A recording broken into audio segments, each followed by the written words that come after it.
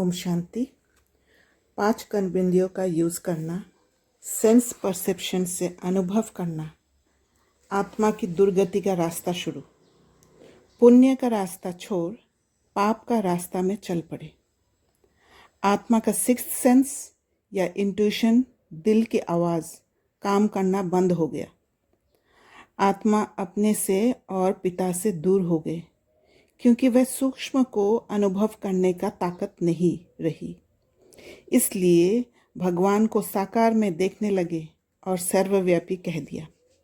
मूर्ति स्थापन करने लगे, साथ में कल्प वृक्ष जो काल्पनिक नहीं सिंबॉलिक है इस सृष्टि का, उसे कल्पना कह दिया।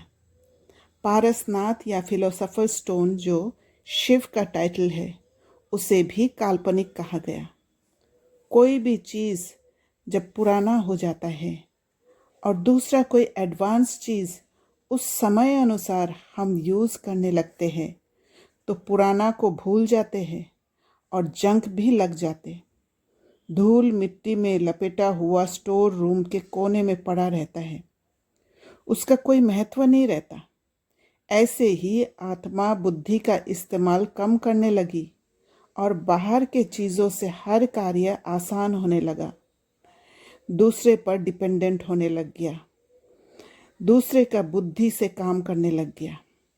जैसे पहले गणित बुद्धि से किया जाता था, प्लस माइनस मल्टीप्लाई सब कुछ।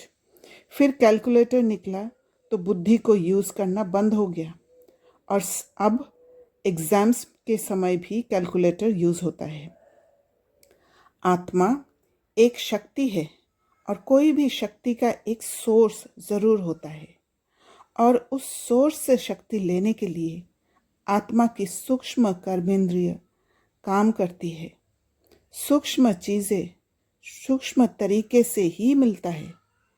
जैसे जैसे शरीर का इस्तेमाल आत्मा करने लगी, तो आत्मा में जो सूक्ष्म नॉलेज, जो जागृत था, एनलाइटन था, वह सब धीरे धीरे शट डाउन होने लगा।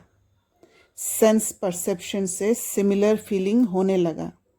सूक्ष्म और स्थूल कर्मेंद्रिय के बीच का दीवार धीरे धीरे मजबूत होने लगा और आत्मा की बुद्धि से सारे सूक्ष्म नॉलेज मर्ज होने लग गया। आत्मा का तार स्वयं से, पिता भगवान से डिस्कनेक्ट हो गया। आत्मा अंधेरे में चला गया और उस अंधेरा में ही एडप्ट होने लगी, उसी में ही एक्सेप्टेंस आ गया।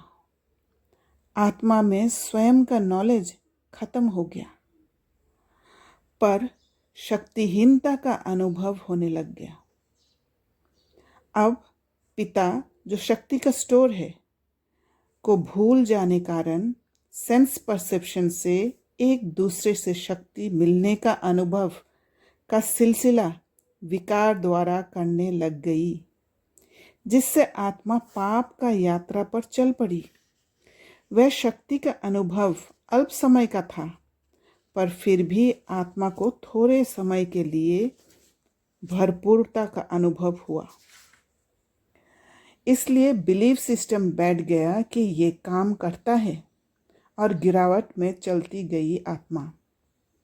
आत्मा राजाई से गदाई में आ गई, एक दूसरे से शक्ति मांगने और छीनने का हालत में पहुंच गई। शिव बाबा इस आत्मा की गिरावट का चरम समय पर आकर बड़ी मम्मी ब्रह्मा माँ द्वारा राखी बांधा है। यहाँ सब कुछ सूक्ष्म है, पर आत्मा का सेंस परसेप्शन को भी यूज़ करना पड़ा। ब्रह्मा माँ और राखी दोनों सूक्ष्म पर आत्मा को पवित्रता का ज्ञान देने के लिए साकार को यूज़ करना पड़ा, साकार में आना पड़ा, नहीं तो एक्सेप्टेंस नहीं होता। आत्मा का स्थिति ही ऐसा था। आत्मा शक्तिहीन होने कारण ये स्थूल अनुभव को बहुत आसानी से मान, और जिन आत्माओं में इस एनलाइटनमेंट का स्मृति था, वह पवित्रता का ज्ञान बाबा से लेने लगे। इसलिए बाबा साकार को यूज़ किया सेंस परसेप्शन से सूक्ष्म परसेप्शन में ले जाने के लिए। जब पवित्रता अच्छा लगने लगता है आत्मा को, तब आत्मा प्रतिज्ञा करती है, माना विकार द्वारा शक्ति ना लेकर बाबा से जुड़कर पढ़ाई से शक्ति लेने का प्रतिज्ञा करती है। तब बाबा स्वराज्य का टीका देते हैं, माना आत्मा गदाई से राजाई, पाप से पुण्य का यात्रा पर चल पड़ती है। जिस आत्मा ने पिता से शक्ति लेना सीख लिया, बाहर से शक्ति लगाने वाले आत्मा को सामना कर एक सीमा का रेखा खींच लेती है और अपना स्वराज्य को मेंटेन करती है।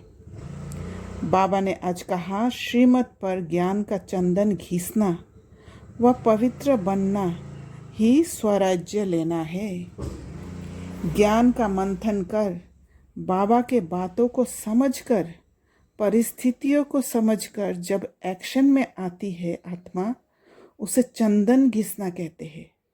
और पवित्र बनना माना ना दुख देना ना दुख लेना, अर्थात ना तो अपनी शक्ति किसी को देना ना ही किसी से लेना। और शक्तियों का लेन देन शुरू हुआ ही है मेल एनर्जी डोमिनेंसी से, सुपीरियरिटी इन्फीरियरिटी का फीलिंग का एक्सेप्टेंस से।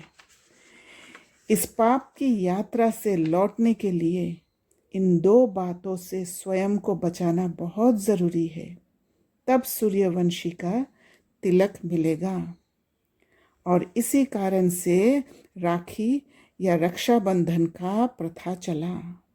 ये तो त्योहार मनाया जाता है और उसका शुरुआत संगम युग पर ही हुआ है।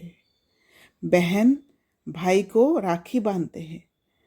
बहन माना फीमेल एनर्जी मेल एनर्जी को राखी बांधती है। अतः आत्मा को शक्ति चाहिए तो सिर्फ बाबा से लेना है। हर कर्म बाबा के साथ करना है। किसी आत्मा से किसी भी रूप से ना तो शक्ति लेना है ना ही कोई कर्म में आना है। तब डिपेंडेंसी हटकर इंडिपेंडेंसी आएगा और स्वराज्य का तिलक बाबा से मिलेगा। मुख मीठा करना अर्थात सर्व वरदान दे देना। बाबा का दिया हुआ हर वरदान ऑटोमेटिक मिल जाएगा।